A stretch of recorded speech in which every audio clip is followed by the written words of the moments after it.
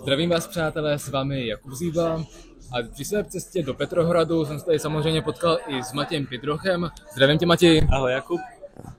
Takže rozhodli jsme se tadyhle setkat a natočit nějaké společné video. Možná už víte z mého Telegram kanálu, že Matěj má také svůj kanál, tak nám řekni, kde, na jakých platformách vedeš své kanály, aby se také podepsali na tvé sítě. Tak môj kanál vediem na Telegrame ako Jakub, volá sa Z Ruska s Matejom Pindrochom a taktiež taký svoj osobnejší blog vediem na Instagrame. Ten vám necháme v popise. Jasně, bude to tam všechno, takže to tam určitě najdete.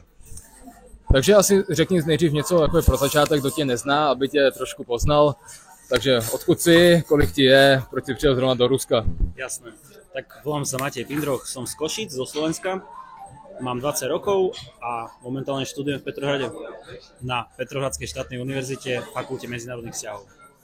Já myslím, že to je úplně super. Já jsem studoval mezinárodní vztahy v Plzni, v Čechách ještě, a tam se mi to vůbec nelíbilo, všichni byli moc takový, no řekněme, prozápadní a mohli by dělat problémy. Jasné. Tak jsem pak odešel do Ruska, vystudoval jsem bakaláře, teď jsem v magistratuře politologie, což je podobný obor jako to tvoje. Takže jsme prakticky kolegové na akademické půdě. Ja som zatiaľ v prvom ročníku, čiže mňa ešte dlhá cesta čaká, čiže...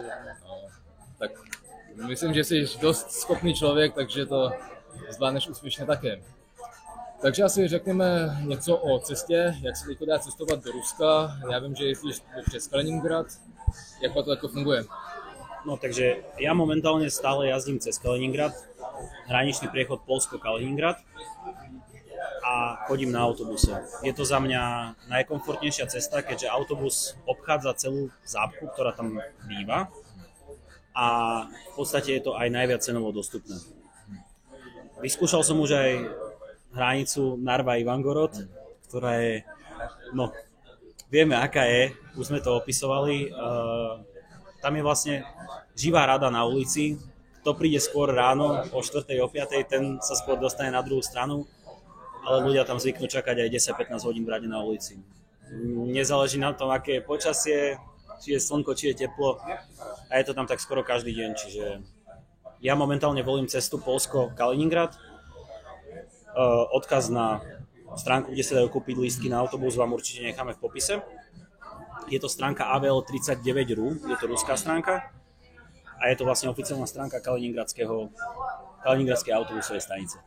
Ano, přesně tak. Já jsem tam taky nedávno kupoval lístky pro pár lidí a tam je taková nepříjemná vychytávka, řekněme. Áno, momentálne. Máme tam taký problém na stránke.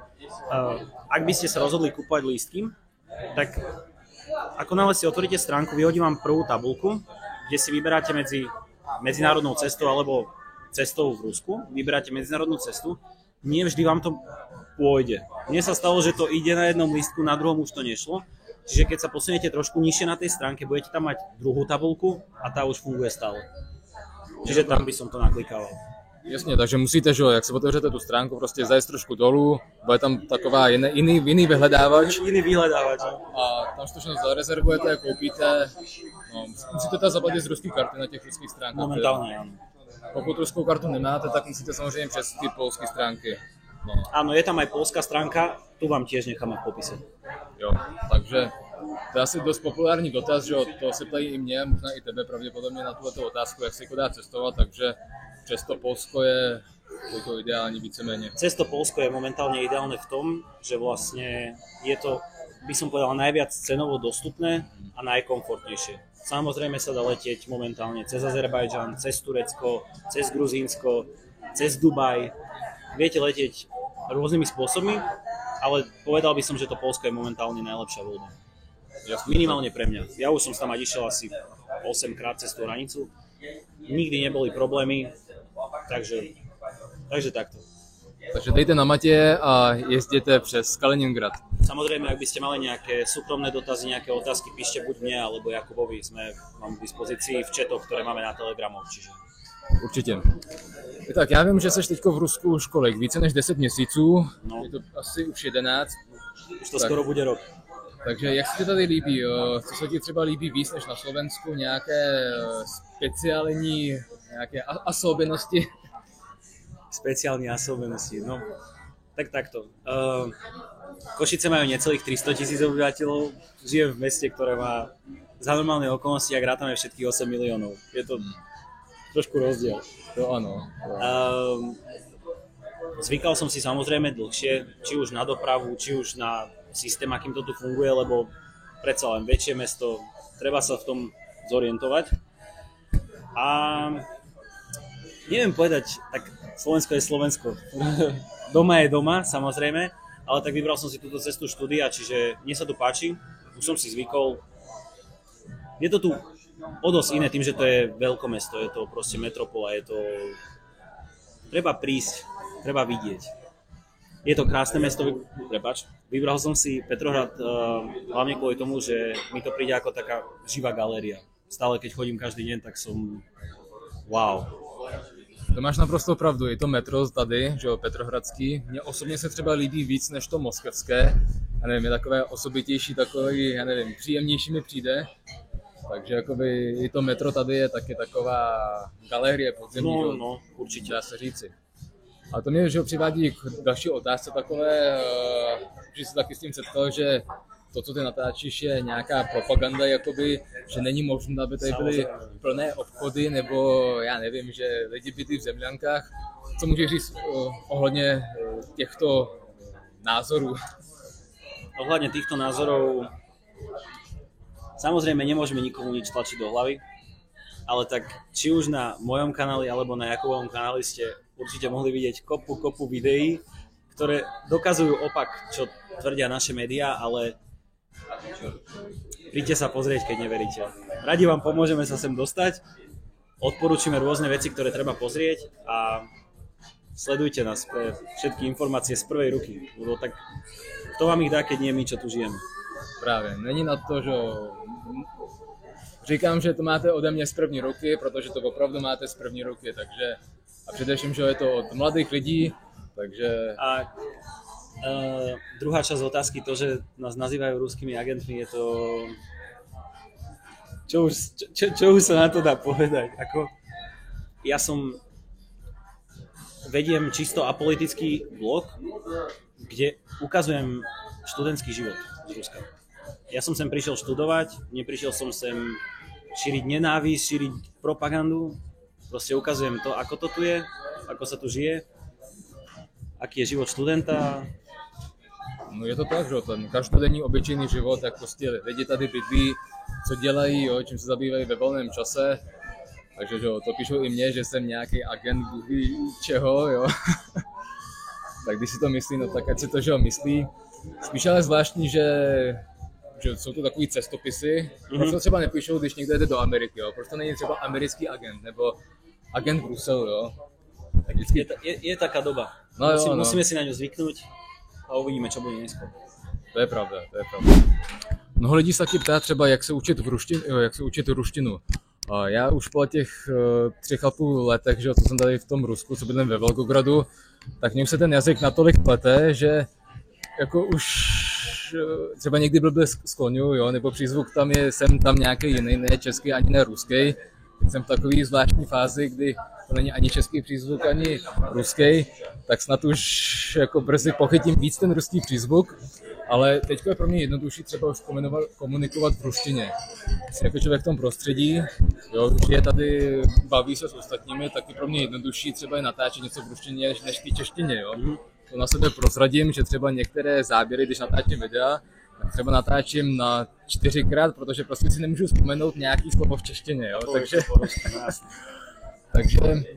spíš taková otázka, jak ty jsi se třeba učil ruštinu a jestli nějaká jazyková bariéra, jak ty si už zvyknul na tohle prostředí? No takže presne rád ti odpoviem na túto otázku, keďže veľa ľudí sa na ňu pýtajú u mňa na kanáli, tak ja som sa ruštinu učil vlastne na strednej škole. Aj keď nemôžem povedať, že to bolo nejaké učenie ruštiny, no nevedel som toho veľa. A vlastne tým, ako som sa dostal na univerzitu do Ruska, že som vedel, že už pôjdem, tak som si vybral takú pomôcku, keď môžem povedať. Bol som 2 mesiace v lete minulého roku na letnej škole ruského jazyka. Respektíve boli to ako keby 8 týždňov, kde som mal každý deň v pracovnom týždni, som vyslovene chodil do školy, učil som sa ruštinu. to mi pomohlo veľmi, aj tým, že som vlastne žil už v Moskve. A no keď vidíš tú azbuku všade, tak ti to určite pomáha. A vlastne povedal by som, že to najväčšia pomocka na to učenie ruštiny je už tá prax. Je ten život. Že tu vlastne žiješ a rozprávaš, komunikuješ s ľuďmi. Môžem povedať z vlastnej skúsenosti, že keď som prišiel v septembri, tak ešte ten september, október, november som sa cítil, že vlastne nič neviem. Na lekciách som nič nerozumel, keď som sa rozprával s kamarátmi, tak to bolo také lámavé, zlé, ale už tým vlastne, že už som tu skoro rok, tak každodennou praxou je to už mám rovnaký problém ako ty, stalo sa mi minule, že som kamarátovi nahrával hlasovku, bol som unavený večer a v polke hlasovky som prepol do ruštiny a dopovedal som ju po rusky proste, že už ten mozog ti začne pracovať na tom jazyku a to si pak člověk už ani jakoby nepřekládá, že by prostě, a jak se to přeloží, prostě už to člověk automaticky prostě poslouchá a už ani nerozlišuje, jestli je slovenština, čeština nebo ruština, prostě člověk to rozumí a hnedka už i v tom jazyce myslí, jo, takže... No. Stále tú ruštinu nemám na nejakom, že extrémne dobrej úrovni, už skloňujem po rusky. Nemám ju stále na vysokej úrovni, že by som teraz mohol povedať, že mám C1, C2, určite nie, ale už je to určite lepšie, je to plynulejšie, čítam plynulejšie, rozprávam sa s ľuďmi plynulejšie, je to proste, je vidno ten progres. Určite. A myslím si, že za taký, ešte ďalší rok tomu dáme a už to bude úplne akože, že... To je jasný. A mně přijde, že Slováci to mají jednodušší v tom smyslu, že ten jazyk je celkově jako měkčí a i ten přízvuk je jakoby jednodušší pro ty Slováky než třeba pro Čechy. Jo. Takže čeština je taková tvrdá, spíš na německý způsob, že hromada lidí, jakoby Rusů, když tady třeba mluvím, tak si myslí, že jsem buď z Německa nebo z Estonska. Jo. Prostě mám takový přízvuk, takový tvrdší. A když třeba slyším Slováky mluvit rusky, tak to je víc přirozenější, jako je víc taková ruština, jo? Jasné, no.